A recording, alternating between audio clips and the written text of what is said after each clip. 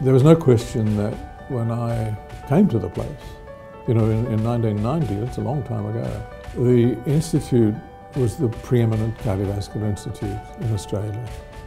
And I think it's remained that way. It's broadened, clearly. The most obvious evidence of that is the emphasis on diabetes now, which is an integral part, and it's part, in a sense, of the name of the Institute. Bringing diabetes and heart disease together, which is quite unique internationally, gave us the chance to really leap forward in terms of the science and the reputation of the Institute. And I think from that point of view, it was a very exciting opportunity, quite unique worldwide. So when Gary Jennings and I discussed the merging of Baker Heart with the International Diabetes Institute, we were very excited.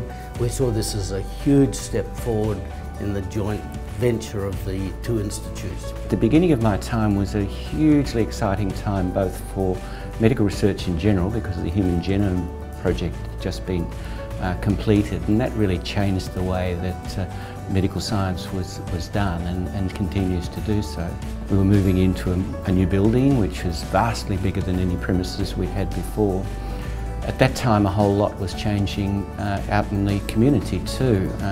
Instead of people having heart attacks because they were smokers and were thin people, obesity started to become a very important factor, more and more diabetes, and more we found the research in the Institute was taking on that kind of area of interest, more and more metabolic research, and of course that ultimately led to the merger with the International Diabetes Institute.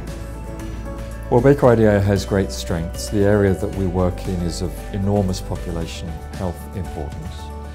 But another part of our strength is that we are a translational research environment. We're next to a major public hospital, and that means that discoveries that are made here in the labs are things that can be readily translated to the clinic. And that area of increasing our activity in the translational arena is, I think, a great opportunity for the future. The strength of the Baker at the moment is predominantly in laboratory research, and we're very effective in that area.